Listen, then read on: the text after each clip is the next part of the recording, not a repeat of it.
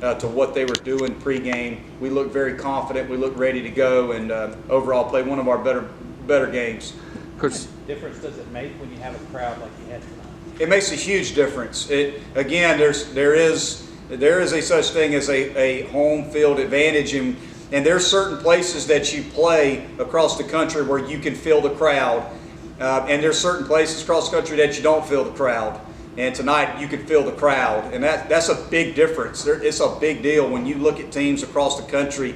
When you can feel the crowd, the presence of the crowd, it gives the home team an advantage. It gives the home team more confidence, more energy, more intensity, and it doesn't help the opposition. I can attest to that from doing this my whole life. You know, being in the other dugout when you play in certain ballparks where there's really good crowds and good energy, it's tough to play in those type of environments. And I thought we had that kind of environment tonight. So really, really thankful and grateful for our fans for showing the kind of energy they had tonight. How big was it for Sharp to come in and have a 6 2/3 inning start against the quality of pitcher that you were facing and the quality that Louisville's lineup possesses? Well, he matched him and was either, you know, was even the better guy tonight, which says a lot about Davis Sharp. Davis Sharp also was voted as the midseason best freshman in the country. So you had two dudes going tonight, as we call them.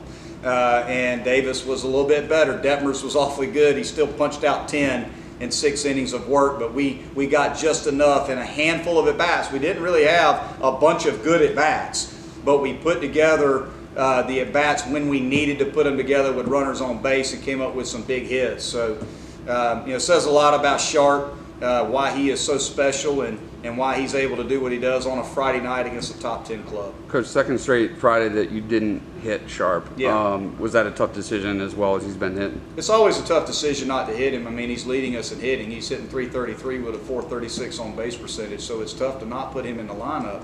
But if you want to get him deep into the ball game, imagine what it's like if he gets on base a couple times, if he's hitting, and then he's got to run the bases. I mean, he tries to score from first base on a double, and then he's got to go out there and pitch when he's at 80 or 90 pitches. That can be the difference in him being able to get you into the 6th, 7th inning of a start. You may lose him 20 pitches before that in terms of fatigue, and he was getting fatigued there, and he was, you know, right at that 100 pitch mark. So it's a tough decision to not hit him because he's such a good hitter. We're hoping that in time we're going to be able to do that, but you know, right now we just feel like it's best for him and it's best for us to not hit him on Friday nights and just let him focus on his start. You started Elijah Henderson all weekend up at Blacksburg, and then he got the start again tonight. What have you seen in him that made you want to give him a shot? Well, he's a good defender, and he gives you competitive at-bats at the bottom of the order, and he's a tough kid. And we feel like defensively is probably our best defense. When we run that lineup out there, we put Parker at third, plus defender at third, Hall's a plus defender at second base. Birdie, we feel like is probably our best defender at first base, and Elijah's a good defender in left. So we just feel like on a Friday night, we've got to play good defense and force the other team to beat us, and that's why we go with the lineup that we went with tonight. How rewarding was it for you to see Elijah with the home run after the road that he's taken to get to this point? Yeah, it's just awesome. You know, again, this is a kid that came into the program and he redshirted last year. He worked his tail off in the weight room. Believe it or not, pound for pound, he's one of the strongest kids in the weight room. So he has worked his butt off to get to this point. And he's just a competitor. He's a super confident kid. He plays hard. He practices hard. Elijah Henderson never has a bad day at this ballpark. He shows up every day, very positive. You know, it was tough not to play in midweek this week. But, you know, he never says a word. He just shows up and he punches his ticket and he works hard every day and he's ready to go when he gets his opportunity. So I'm very proud of him. I think Denver's had only allowed like 5 extra base hits this year. You talked about staying alive in those tough at-bats. Was that the key for those 4 hits that you guys had tonight? Well, I just think that we focused on a plan and an approach against Detmers. It didn't look like it was working early in the ball game.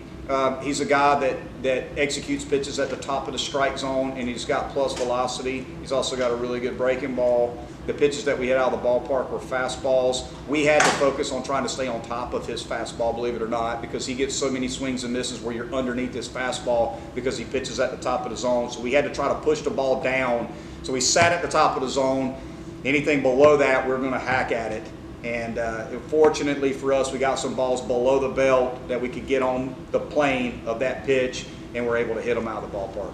Coach, we saw a new celebratory routine from you after Yeah. home runs today. You had Yeah. 3 of them in the game. Yeah. How did that come about I exactly? had no idea that they were going to do that, but I will say this. We talked about it as a team that we didn't feel like we had as much energy in the dugout on a Friday night that we needed. Sometimes our guys can be a little bit laid back, and I kind of talked about it with Logan and a few of the guys that, hey, and they did it. It wasn't anything I did. I had no idea what was going on. They actually took, I think it was Coach LaCroix's basketball goal from his office, so his kids will have something to play with when they come to the office. I think that's where they got it from.